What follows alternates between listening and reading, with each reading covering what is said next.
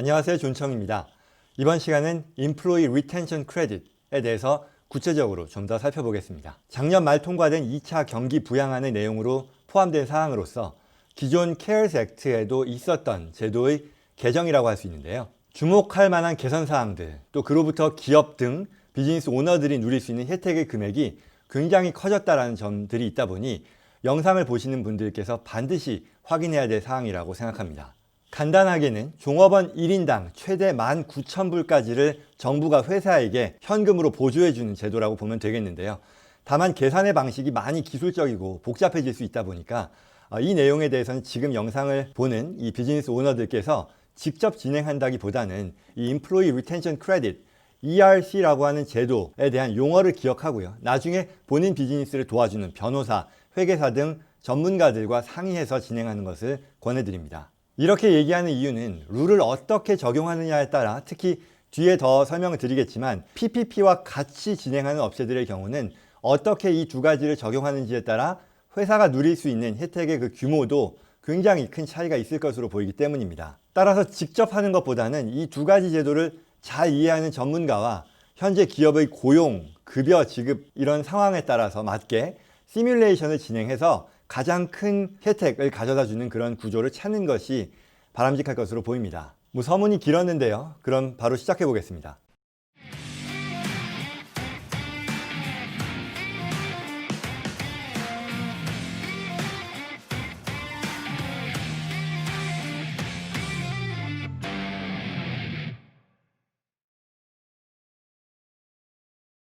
네, 그럼 관련 내용 설명 시작해 보겠습니다.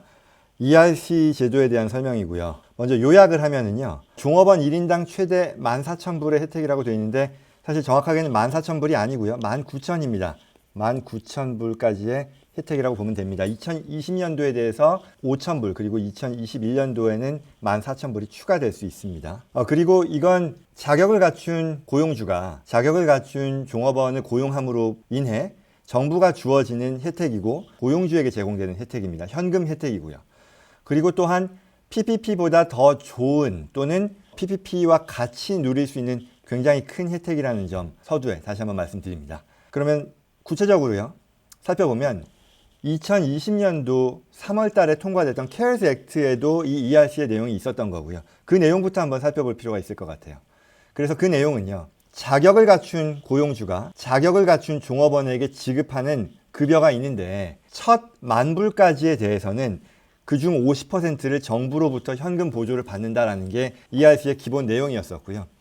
그렇기 때문에 첫 10,000불까지에 대한 50%니까 최대 5,000불까지 주어진다는 것으로 볼 수 있겠죠. 그러면 자격을 갖춘 고용주라는 게 무슨 뜻이냐? 정부의 명령으로 사업장이 폐쇄된 경우를 말합니다. 우리가 캘리포니아도 그렇고 여러 지방정부에서 Safer at Home이라던가 이와 같은 폐쇄 명령이 내려진 데들이 많이 있죠. 지금도 그 기간에 해당이 되는 경우가 많은데 또는 이와 같은 사업장 폐쇄가 정부로부터 내려지지 않은 경우라 하더라도 전년 동기 대비 매출액이 50% 이상 감소했을 경우에는 자격을 갖춘다고 합니다. 그리고 이 내용은 2021년도에 또 변했고요. 일단 2020년도의 내용을 검토하는 겁니다. 그리고 자격을 갖춘 종업원이라고 하는 것은 대부분 해당이 되는데 오히려 이 고용주가 100인 이상이냐 100인 이하냐라는 그 사업장별 차이로서 어떤 종업원에게 지급되는 급여가 해당이 되는지가 영향을 받는다라고 보시면 되겠고요.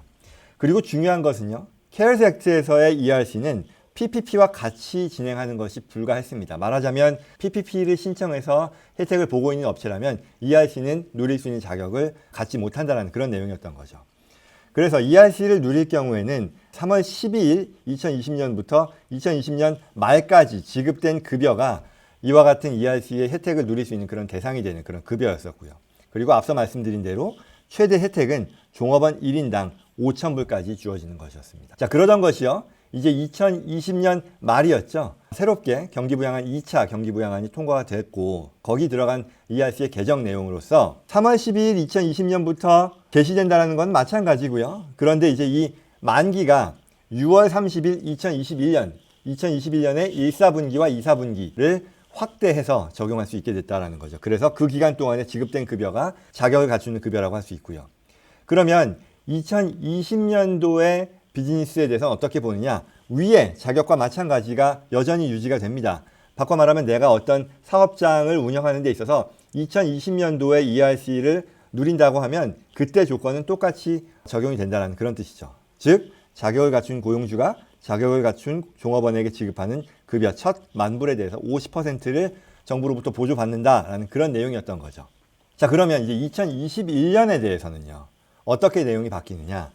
첫 만불까지의 급여에 대해 종업원 1인당 70%입니다. 50%가 아니라 70%인 거죠.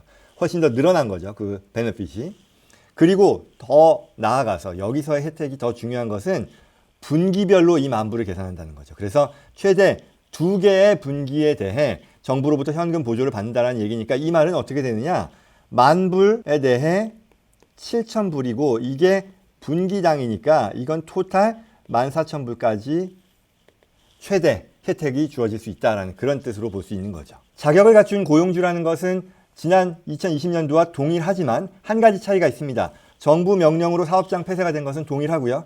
또는 전년 동기 대비 매출액이 50%가 아니라 20% 이상으로 완화되었습니다. 그러니까 충족할 수 있는 그런 기준이 훨씬 더 완화된 거니까 더 많은 사업장들이 혜택을 누릴 수 있다는 그런 얘기가 되겠죠. 그리고 자격을 갖춘 종업원이라는 것도요. 앞서 2020년도에는 500인 이하가 아니라 100인 이하였었죠. 100인 이하, 100인 이상으로 그 규정이 있었는데 이번에는 500인 이하로 역시 완화되었습니다. 이걸 간단히 말씀드리면 500인 이하 사업장에 대해서는 모든 종업원에 대해서 지급하는 급여가 해당이 된다는 것이고 500인 이상일 경우에는 더 이상 근무하지 않는 종업원에 대해서 해당이 된다는 그런 얘기인데요. 아마도 많은 경우 이제 500인이 됐기 때문에 대부분의 사업장들, 이 영상을 보시는 분들께서는 혜택을 누리는 그런 자격이 된다고 할 수 있겠죠. 그래서 다시 말씀드리지만 최대 혜택은 2021년에 대해서는 종업원 1인당 14,000불이라는 거고요. 그리고 또한 중요한 부분입니다. 2020년도에 5,000불이 지급돼서 혜택을 누린 이 종업원들에 대해서도 추가 지급이 가능하다는 얘기죠. 그래서 어떤 종업원 1인당 나올 수 있는 고용주가 누리는 최대한의 혜택이라는 금액은 19,000불까지 확대된다는 그런 뜻입니다. 그리고 중요한 것, 앞서 잠깐 말씀드린 것처럼 PPP와 같이 활용할 수 있다는 점이 굉장히 큰 혜택이라고 볼 수 있겠습니다. 자, 다음으로 그럼 PPP와 같이 활용할 수 있다는 게 어떻게 우리가 해석할 수 있는 건지에 대해서 좀 더 구체적으로 살펴보면요.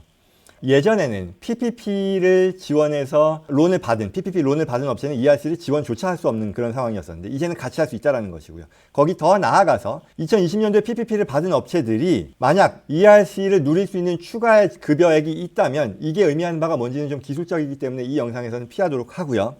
그럴 경우라고 하면 소급 적용도 할 수 있다는 거죠. 3월 12일 작년 2020년 이후에 지급된 급여에 대해서 이 ERC를 소급 적용할 수 있다는 뜻입니다. 이게 무슨 말이냐? 내가 만약에 PPP를 지원해서 론을 받았죠. 그리고 지금 탕감을 진행하고 있는 상황이라는 거예요. 그렇다면 그럼에도 불구하고 PPP 론을 받고 그 론을 탕감받는 데 있어서 퀄리파이드 코스트로서 이 해당 직원의 급여를 사용하고 있지 않는 상황이라면 그와 같은 직원의 급여에 대해서는 ERC를 추가로 지원할 수 있다는 뜻입니다. 결국 그 말은 그런 직원이 있는 경우에는 추가의 5,000불의 혜택을 종업원 1인당 받을 수 있다는 거죠. 고용주가. 굉장히 큰 혜택이 될 겁니다. 그래서 방금 말씀드린 것처럼 PPP 론 탕감에 사용된 급여를 제외한 급여라는 것이고요. 그런데 이제 여기서 몇몇 분들은 궁금해 하실 수 있을 거예요. 이 PPP 탕감에 사용된 급여를 제외한 급여라고 했을 때 PPP 탕감에 사용된 급여를 어떻게 정의하냐. 말하자면 같은 종업원에 대해서 내가 탕감을 받는데 사용한 급여도 있을 것이고요. 하지만 또 똑같은 종업원에 대해서 커버드 피리어드를 지나는, 그러니까 커버드 피리어드가 아닌 그 이전이라던가 그 이후에 지급된 급여는 여기 ERC에 우리가 혜택을 누릴 수 있는 그런 급여로 볼 수 있는지 여부가 또한 중요한 포인트가 되겠죠. 이와 같은 사항들에 대해서는 IRS와 SBA에서 추가의 가이드라인을 곧 제공할 거라고 했습니다. 따라서 그 내용을 충분히 숙지하고 이해할 필요가 있겠죠. 다만 이제 앞서 서두에 제가 말씀드린 것처럼 이 내용이요. 저도 지금까지 나온 그런 그 가이드라인을 바탕으로 이해를 하려고 해보니 굉장히 많은 변수들 또는 굉장히 많은 시뮬레이션이 가능할 것으로 보입니다. 그래서 특히 PPP를 받고 지금 현재 탕감을 진행하는 분들 또한 2021년도에도 PPP를 세컨 드로 PPP가 됐건 처음으로 받는 그런 업체들 모두 여러 가지 ERC와 같이 누리는 데 있어서 시뮬레이션이 가능할 것으로 보이고 어떻게 이걸 활용하는지에 따라 그 업체가 누릴 수 있는 혜택이 굉장히 규모가 차이가 날 수 있을 것으로 예상되거든요. 그렇기 때문에 신중하게 접근하는 게 굉장히 중요하겠다라고 생각했습니다. 이상 오늘 준비된 소식이었습니다. 도움이 되었기를 바라고요. 저희 정보가 유익했다고 생각하시는 분들께서는 구독과 라이크 버튼 눌러서 앞으로도 제공될 여러 경제, 투자, 절세 관련 정보들 받으시기를 바라고요. 또한 다른 많은 분들께도 소개될 수 있도록 도와주시기를 부탁드립니다. 그럼 이번 시간 여기까지 하겠습니다. 고맙습니다.